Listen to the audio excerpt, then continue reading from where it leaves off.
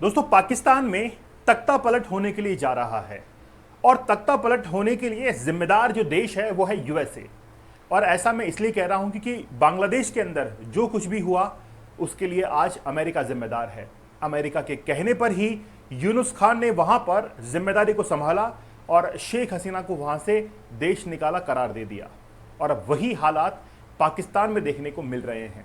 क्या आप लोगों को याद नहीं है कि तख्ता पलट होने से पहले बांग्लादेश के कई जो पॉलिटिकल लीडर्स थे उनको यूएसए के अंदर बुलाया गया था? क्या आप लोगों को याद नहीं है कि यूनुस खान को 2006 में नोबेल पीस प्राइज अमेरिका के द्वारा ही दिया गया था, अमेरिका के रिकमेंडेशन पर ही दिया गया था। उसके रिजल्ट्स आज ये हैं कि अमेरिका के अंदर जिस तरीके से, अब देखिए अमेरिका के अंदर राजनीति चल रही है एलन मस्क और डोनाल्ड ट्रंप के बीच में, वही राजनीति आज बांग्लादेश के अंदर चल रही है। पाकिस्तान इसका निशाना अब बनने जा रहा है। पाकिस्तान का इतिहास रहा है कि वहां पर मिलिट्री हमेशा ओवरवेट करती है, डोमिनेट करती है कंपेयर टू पॉलिटिकल लीडर्स के। और आज पाकिस्तान को चाइना हो या अमेरिका हो, दोनों एक दूसरे से खींच रहे हैं। चलिए बात करते हैं बड़ा विस्तार से कि आखिरकार पाकिस्तान के अंदर ऐसा क्या हुआ है। देखिए, सबसे पहली बात तो यह है कि पाकिस्तान के इतिहास के अंदर बड़े बड़े जो आर्मी चीफ्स थे उन्होंने कुछ पॉलिटिकली इंटरप्शन करना शुरू किया और डेमोक्रेसी को संभाला। आज खबर यह है कि पाकिस्तान के एयरफोर्स चीफ जो कि आज यूएसए विजिट कर रहे हैं, जिनका नाम है जहर अहमद बाबर सिद्धू, तो बाबर सिद्धू यूएसए विजिट कर रहे हैं और वहां पर बड़े बड़े पॉलिटिकल लीडर्स से मिलेंगे। इससे पहले आप लोगों को पता होगा असीम मुनीर ने मुलाकात की थी डोनाल्ड ट्रंप के साथ में और वहां पर रात्रि प्रतिभोज के अंदर भी इनवाइट किया गया था असीम मुनीर को। लेकिन आखिरकार ये पाकिस्तान के आर्मी जनरल्स की परेड यूएसए में क्यों लग रही है? सबसे पहला रीजन तो यह है कि यूएसए अपने स्वार्थ को सिद्ध करना चाहता है। यूएसए पाकिस्तान का इस्तेमाल करना चाहता है against to Afghanistan, against to Iran and most probably China. अब पाकिस्तान के थ्रू ये पॉसिबल है।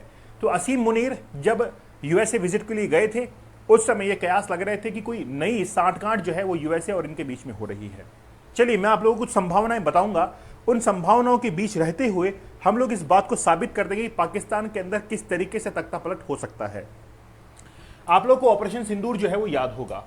ऑपरेशन सिंदूर हमने चलाया था 22 अप्रैल के पहलगाम अटैक के बाद में और हमने पाकिस्तान के आतंकवादी ठिकानों को निशाना बनाया था।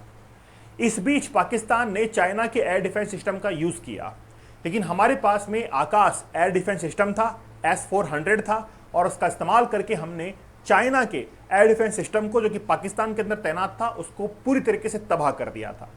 पाकिस्तान को यह लगने लगा कि चाइना के एयर डिफेंस सिस्टम और इक्विपमेंट्स, वेपन्स हमारे काम में नहीं आएंगे, इसीलिए हम आपको अब जो है दूसरा रास्ता अपनाना पड़ेगा। और उसने रुख किया अमेरिका की तरफ। अमेरिका वेलकम कर रहा था, अमेरिका इंतजार के अंदर था कि हमको एक नया डिफेंस मार्केट चाहिए और वो पाकिस्तान के रूप में निकलकर सामने आ गया। और इसीलिए आज आर्मी चीफ और पाकिस्तान के जो एयर डिफेंस चीफ है उनको अमेरिका के अंदर बुलाया गया है और वहां पर उनके साथ में कई दावतें की गई हैं। खास बात यह भी है कि अमेरिका ने यूक्रेन को अपना डिफेंस मार्केट समझा। रशिया के खिलाफ लड़ने के लिए जितने भी हथियारों की जरूरत यूक्रेन को पड़ी वो सारे हथियार यूएसए ने यूक्रेन को उपलब्ध करवाए। इजराइल का आप लोग एग्जांपल ले सकते हैं। इजराइल को हमास से लड़ने के लिए, इजराइल को हिजबुल्लाह से लड़ने के लिए, इजराइल को होती से लड़ने के लिए और इजराइल को ईरान से लड़ने के लिए जो हथियार उपलब्ध करवाए गए वो अमेरिका के द्वारा ही उपलब्ध करवाए गए। लेकिन जब इजराइल के हथियार खत्म होने लगे और ईरान पर बेअसर होने लगे, उसके साथ में ही यूएसए ने B-2 बॉम्बर को रवाना कर दिया ईरान के अंदर ताकि अयातुल्लाह खमेनी जो कि बंकर के अंदर छिपा हुआ है उसको मारा जाए, एलिमिनेट किया जाए। लेकिन अमेरिका बीच में रुक गया और यह कहा कि सीज फायर हो चुका है इजराइल और ईरान के बीच में। लेकिन अमेरिका का हित तो यह था कि अमेरिका अपने हथियारों की खपत करना चाहता है इन देशों के अंदर। सीरिया के अंदर जैसे ही तख्ता पलट अमेरिका ने करवा दिया और वहां पर वेपन सप्लाई करना शुरू कर दिए। अफगानिस्तान के अंदर वेपन सप्लाई आज होते हैं पाकिस्तान के रास्ते। बांग्लादेश के अंदर कई अमेरिकी वेपन्स इस्तेमाल आज हो रहे हैं, मालदीव्स के अंदर हो रहे हैं। ये तमाम देश वो हैं जो कि अमेरिका के डिफेंस मार्केट को बहुत अच्छे संभाले हुए हैं। तो ऑपरेशन सिंदूर के दौरान चाइना के एयर डिफेंस सिस्टम को भारत ने खत्म किया, इसलिए आज पाकिस्तान ने रुख कर लिया है यूएसए की तरफ। खास बात एक थ्योरी और है, और वो है हाइफर्ड नेशन की थ्योरी। हाइफर्ड नेशन की थ्योरी ये कहती है कि पाकिस्तान को और अमेरिका को एक समान ना आकलन करना, मतलब दोनों का एक समान इक्वल एक ही नजर से ना देखना। पाकिस्तान को आतंकवाद की नजर से देखना कि वो आतंकवाद फैलाता है, और भारत एक शांति प्रिय देश है, और ये यूएसए की एक हाइफर्ड नेशन थ्योरी है। क्योंकि यूएसए ने ओसामा बिन लादेन को एबटाबाद के अंदर ही तो पकड़ा था, और वो पाकिस्तान के अंदर स्थित है, और जैसे ही ओसामा बिन लादेन वहां पर मिला तो हाइफर्ड नेशन थ्योरी साबित होती है और पाकिस्तान को एज ए टेररिस्ट कंट्री देखा जाता है। लेकिन आज वर्तमान सिनेरियो के अंदर जिस तरीके से पाकिस्तान के आर्मी जनरल्स की वहां पर परेड हो रही है, यह देखने को मिल रहा है कि जो हाइफर्ड नेशन थ्योरी थी अब वो डी हाइफर्ड नेशन की तरफ बढ़ रही है, और पाकिस्तान को और इंडिया को अमेरिका एक ही चश्मे से एक ही नजर से देख रहा है। इसीलिए अब जो है अमेरिका की नजर में पाकिस्तान और इंडिया बराबर है। इसीलिए हम लोगों को भी इस भ्रम से अलग हो जाना चाहिए, बाहर निकल जाना चाहिए कि अमेरिका हमारी तरफ है। ये भ्रम हमको जितना जल्दी है उसको तोड़ देना चाहिए। तो हाइफर्ड नेशन थ्योरी जो है वो कहीं ना कहीं डिहाइफनेट होती हुई दिखाई देती है।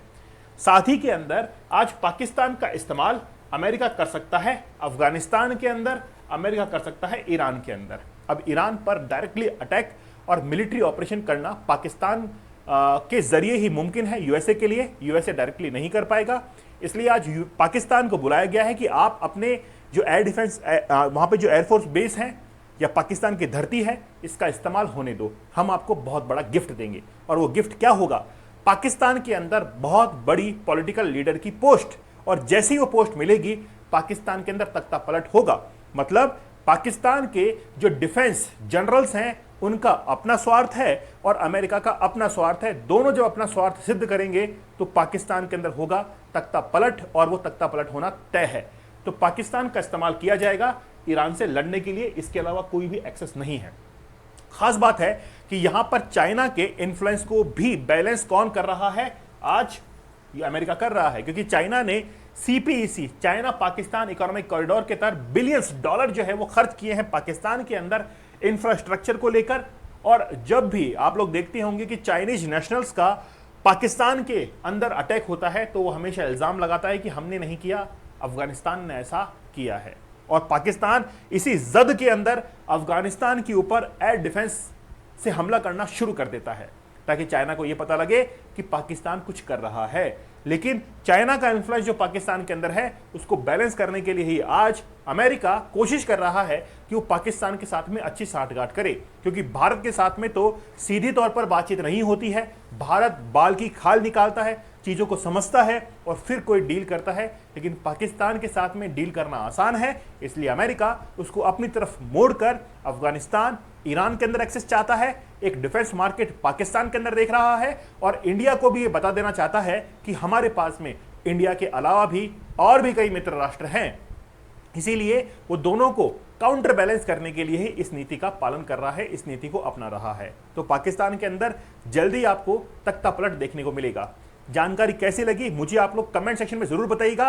आपके कमेंट का इंतजार रहेगा। चैनल पर नए हैं तो सब्सक्राइब आप लोग जरूर कर लीजिएगा। ऐसे ही नॉलेजेबल वीडियोस आप लोगों तक पहुंचते रहेंगे। लेकिन मेरा आप लोगों से ये कहना है कि अगर आप वाकई में इस तरीके के एनालिसिस और चाहते हैं तो चैनल को सब्सक्राइब कीजिएगा और चैनल को आगे जरूर बढ़ाइएगा। बहुत बहुत धन्यवाद। Thank you. जय हिंद।